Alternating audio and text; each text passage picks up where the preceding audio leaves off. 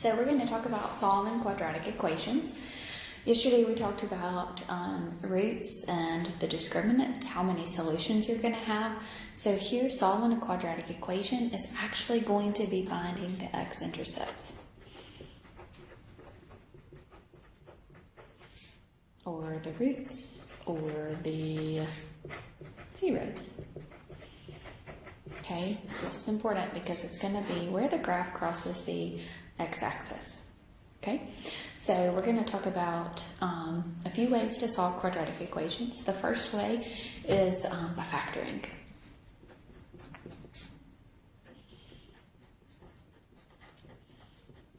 Okay, so by factoring, you want to get the quadratic equal to 0.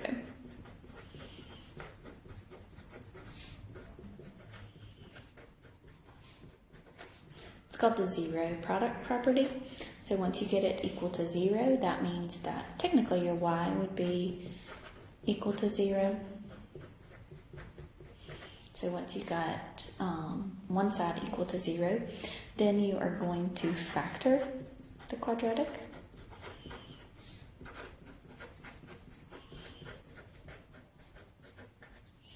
Set each factor equal to 0 and solve.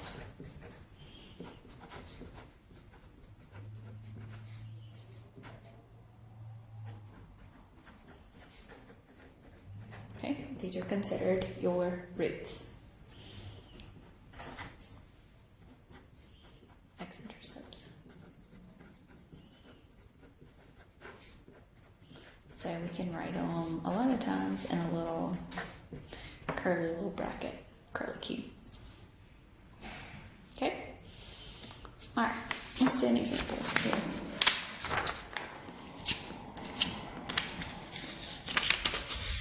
Okay, so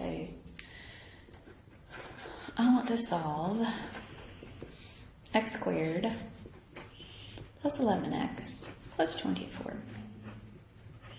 Okay, so this quadratic is already equal to 0.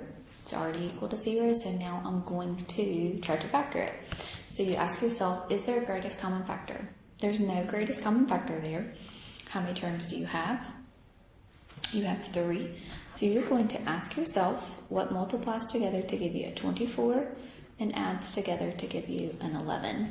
Okay, so what multiplies together to give you a 24, 8, and 3, and 8 plus 3 adds together to give you an 11. It's a basic trinomial, so that first term can be x, and then it's those two terms. So plus an 8 and plus a 3. Okay, so now I'm going to set each of my factors equal to 0. So one factor is x plus 8, my other factor is x plus 3. So I'm going to set both of those equal to 0. So set both of the factors equal to 0 and solve. So x is going to be equal to a negative 8 and x is going to be equal to a negative 3. So your two roots here are going to be negative 8 and a negative 3.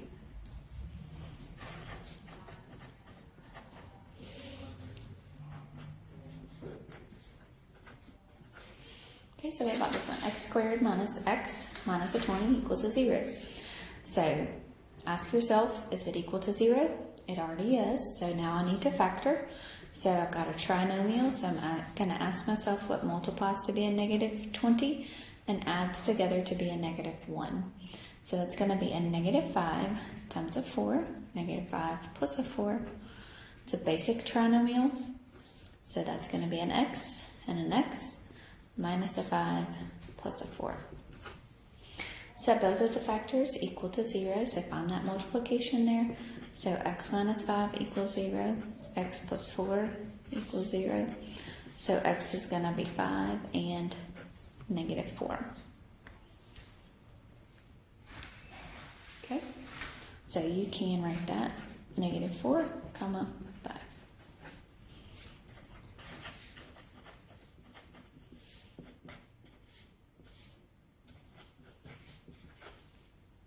What about this one? We've got x squared minus a 3x equals a 0. It's already equal to 0, so I'm going to try to factor. Always ask yourself, is there a greatest common factor? In this case, there is. There's an x in common, so I'm going to be left with x minus 3. Find the two factors here. There may be like 5 factors, so we have one factor, so x is going to be equal to 0, and this other one is x minus 3 equals 0. So x is going to be equal to 0, and x is going to be equal to a 3. Okay. All right. Let's do a few more. This is 4.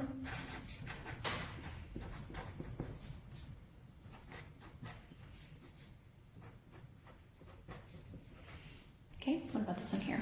So it's already equal to 0, so I'm going to try to find a factor.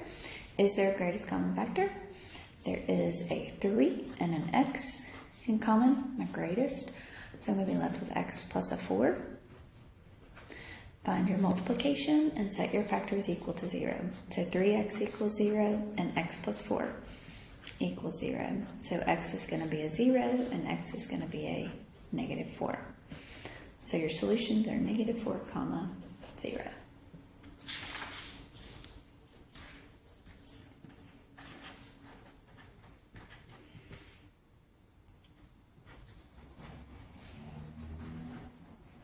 Okay, what about this one? Got 4x squared minus a 9 equals 0. It's already equal to 0. How many terms do I have? I have 2. It's a difference of 2 squares, so 2x minus 3 times 2x plus a 3. Find the multiplication, set 2x minus 3 equal to 0, set 2x plus a 3 equal to 0, so 2x is going to be equal to 3. So x is going to be at 3 halves, and x is going to be a negative 3 halves. So you have two solutions, negative 3 halves and a positive 3 halves. Okay.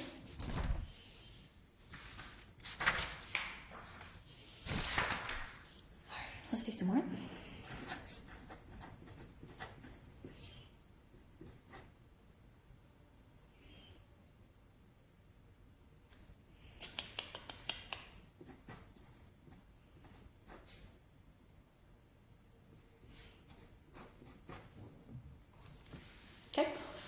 This one is not equal to 0. So since it's not equal to 0, we need to move this term to the other side. So if I move this term to the other side, I'm going to subtract. But I can't combine it with anything over on the other side. The second thing that we got to figure out is where does it go? It's a trinomial. So remember, it has to be in the descending order here. So we have an x squared. So then the next thing that's going to come is going to be that negative 4x. And then you bring down your negative 45. Okay? So now, is there a greatest common factor? No greatest common factor. It's a trinomial. So you ask yourself what multiplies together to give you 45 and adds together to give you a negative 4. So it's going to be what? Negative 9 times 5 and negative 9 plus a 5. So x minus 9 and x plus a 5. Set the two things equal to 0. So x is going to be equal to 9 and x is going to be equal to a negative 5.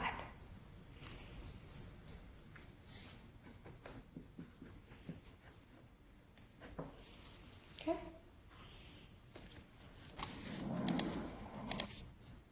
Okay. So let's look at another one. We got 3x squared plus 13x minus a 10. Okay, so it's already equal to 0, so it's good. So now I need to try to factor something out. Is there a greatest common factor? No greatest common factor. So now remember we multiply, this is a trinomial, so I'm going to multiply 3 times negative 10. So something has to multiply together to give me a negative 30 and add together to give me a 13. So what's that? 15 times negative 2, 15 plus a negative 2. And that should give me a 13. So my middle term is going to be replaced with a 15x minus a 2x minus a 10. Remember, this is a trinomial that's got a number in front of the x squared. Okay, so this is how we will factor that one. Factor by grouping outside of your first one. You could take a 3x out, so you would be left with an x plus a 5. Out of the second grouping, you can factor out a negative 2, and you'll be left with an x plus a 5. X plus 5s are the same, so you can factor that one out, and you'll be left with 3x minus a 2. Okay. Put your factors equal to 0. Now you factored completely, so x plus 5 equals 0, and 3x minus 2 equals 0. So x is a negative 5. And 3x is equal to a 2. That means x is equal to 2/3. So you have two solutions here, negative 5 and a 2/3. Okay.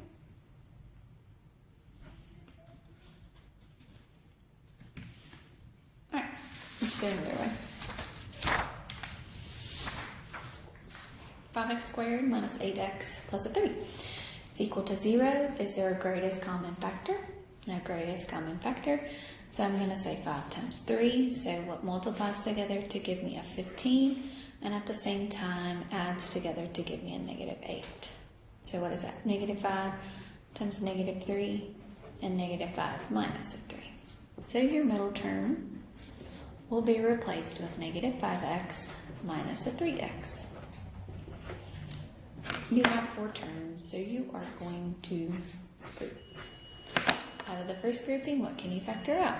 You can take out a 5x, and you'll be left with x minus 1. Take out a negative 3, you'll be left with x minus 1. That changes to a minus because there was a minus on inside here. Your parentheses are the same, so you will factor out an x minus 1, and you will be left with the 5x minus a 3. Set those equal to each other, or equal to 0, not each other, sorry.